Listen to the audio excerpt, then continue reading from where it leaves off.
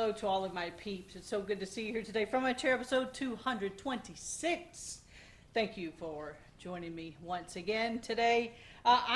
Just so you know, my story today has nothing to do with my fish tank, our aquarium.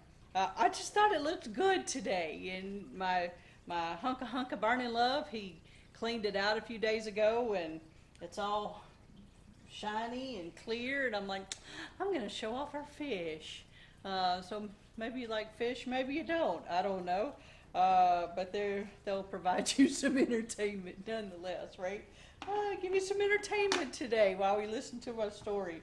But I wanted somebody else to enjoy the fish today other than myself. This past Mother's Day, I had a story for you, and this past Mother's Day, I was in the kitchen, Sunday morning, in the kitchen, cooking lunch. I know, wow, why are you cooking lunch on Mother's Day? It's just what I do. It's just what I do. I love it, but it was about time for my handsome fella to be home from church, and I was kind of wondering what was taking him so long, and he opened the door. Again, I was just cooking, doing my thing, and I opened the door, and he had bought me the most beautiful flower. It was one tall pink and purple orchid. Never had an orchid before. And he came in with it, and in the bag and stuff. So proud. He gave me a gift card also. So proud of it. Oh, it's so beautiful. It's so beautiful. Pink and purple, just one big orchid just right there. I did scan the QR code to figure out how to take care of it and follow the instructions, because I think they're a little fussy, and I wanted to do it just right, and I did. I have followed those instructions. If I may, I would like to show it to you. Here is my Mother's Day big beautiful orchid. I promise you it's an orchid. I promise you. I looked on the tag. Before I did this just to make sure. Oh, yep, this is an orchid, just to make sure. It's the most beautiful pink and purple orchid you have ever seen in your entire life. Oh, right, it's missing something. It's missing this. That's what it's. Okay, so this past Monday morning. Oh my goodness, I walk into my kitchen because I have it on my sink, on my bar, in my kitchen, just for everybody to see, for me to see, and it just looks at you. It was on the end of this little stick right here, just as big and as beautiful as it can be. This past Monday morning, when I walked in the kitchen, I just saw the stick, and this was laying on my counter near the sink. I was so sad. But I guess it was time for it to fall off. I guess it was time to enter into a new stage of life. We hear a lot about Ecclesiastes chapter 3. If you know anything about Ecclesiastes, chapter 3 is that to everything there is a season and a time to every purpose under the heaven, a time to be born, a time to die, time to plant, time to pluck up that which is planted, a time for the good and a time for the not so good, a time for the beautiful and a time for the not so beautiful, a time to rend and a time to sow, a time to get and a time to lose, a time to keep and a time to, all these things. And then it concludes in verse number 11, he hath made everything beautiful, in his time. Hold on to that for a second. I was reading what I have deemed my perimenopause psalm, Psalm 39. I know I can't help it. I just keep reading it, and I keep getting some interesting things out of it that are helping me through this space. And again, I say this a lot, nearly every week. If you're not going through this space, okay, maybe it can help you anyway, or maybe you can use it to help somebody else. I don't know. I just know it's helping me, and it's possible that it could be helping you. But Psalm 39, verse number 11, listen as I read this. When thou rebukest, when thou with rebukes dost correct man for iniquity, listen to this phrase, thou makest his beauty to consume away like a moth. The day that I read this, and again, I read this all the time, this particular psalm, because like I said, it's helping me. But when I read that phrase, thou makest his beauty to consume away like a moth, this is exactly what I thought about this week. The beauty is consumed. There is no beauty in this anymore. I had to laugh. I'm like that, but that's exactly, honestly, that's exactly what I feel like sometimes, and maybe you do too. There are spaces where I feel like my strength and my vigor, my delight, my beauty is being consumed away like a moth consumes a garment. I don't know if you've ever had moths in your closet or whatever. You've had to use mothballs and things like that. We don't have that problem here. Let me knock on wood real quick because I don't want to have the problems. But they eat away at the beauty of a garment, and I feel that way sometimes. And look, it's not because God is rebuking me for sin or iniquity, because that's the first part. When thou with rebukes dost correct man for iniquity, I understand that and I get that. But in this space, I don't feel like God is rebuking me because of sin that I've done, but because of that crazy Ecclesiastes chapter 3. Thank you, Ecclesiastes chapter 3. It's just time. It's just time. It's just that time of life, that season of life, when you're just not feeling it. Or you're just sad. You ever just go through a season of sad? And you can't really put your finger on it as to why. And everybody tries, why are you so sad? Why are you so sad? Why are you crying? Why are you so emotional? And then just like, sorry, pardon me, shut up and leave me alone. I'm just sad and I really don't know why.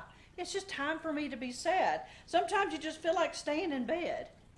Sometimes you just go through a season where you just forget everything. That's where I am. I forgot to iron my husband's shirt for Sunday morning the other day. And I'm thinking, what the world? I've been doing this for 26, 27 years. And I forgot to iron his shirt. It's like, really? What the world? It's just that one of those spaces where it's just time to go through that season of life. Pure love bought and paid for my beautiful orchid. Whether it has a beautiful flower on the end of it or not, it's irrelevant. It's irrelevant. It still holds the same value to me. Love. It still holds the same value to me. I must be patient. Watch. Let me get to the crux of this. I must be patient as that orchid goes through its stages of change. I must be diligent to do all the things that I know I'm supposed to do to help it bloom again. And I am. In fact, Monday, it's time to, I'm supposed to water it every 7 days. And it was time to water it on Monday morning. That's why when I looked up at it, it's like, where did you go? What happened? Where's my beautiful bloom? Where did it go? Oh my goodness, where did it go? But you know what I did? I'm not joking.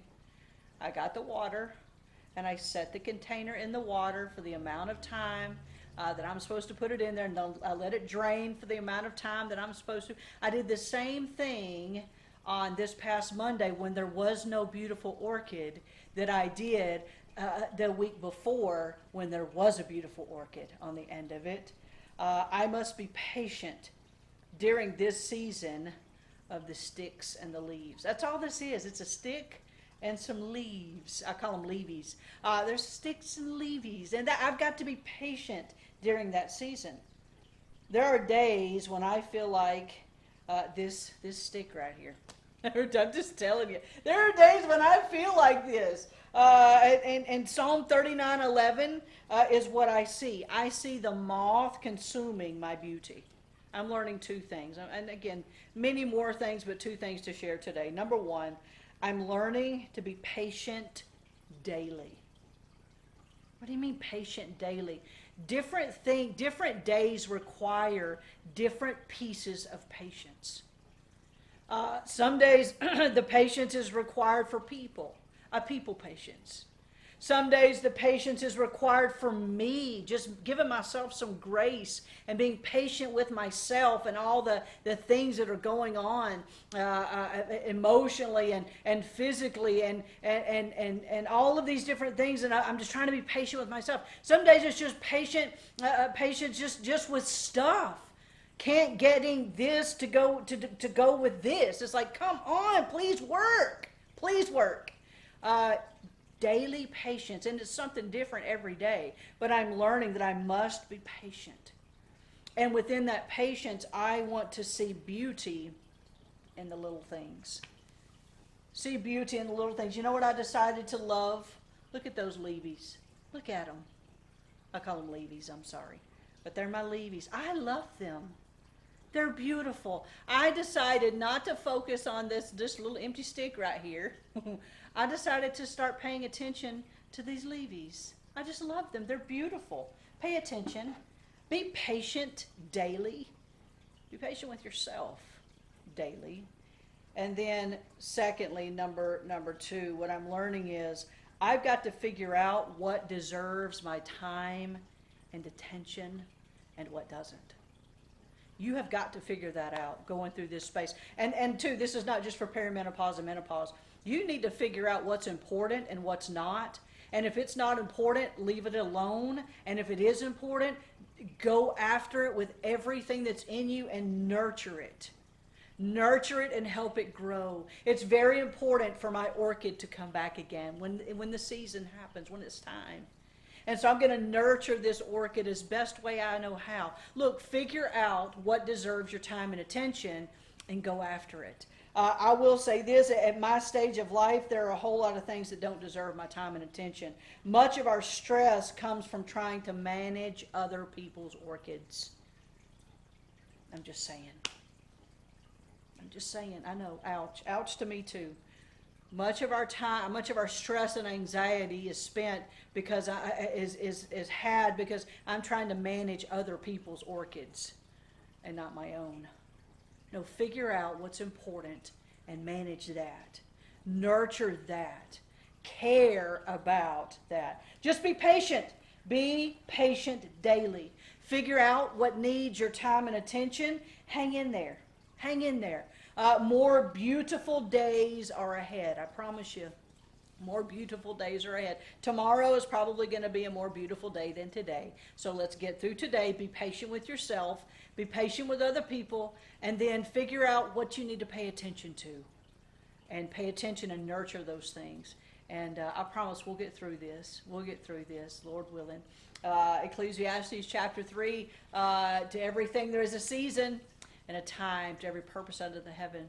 And he hath made everything beautiful in his time. Don't forget, Lydia at 11 in her journey to remain cancer-free. No, go be amazing today.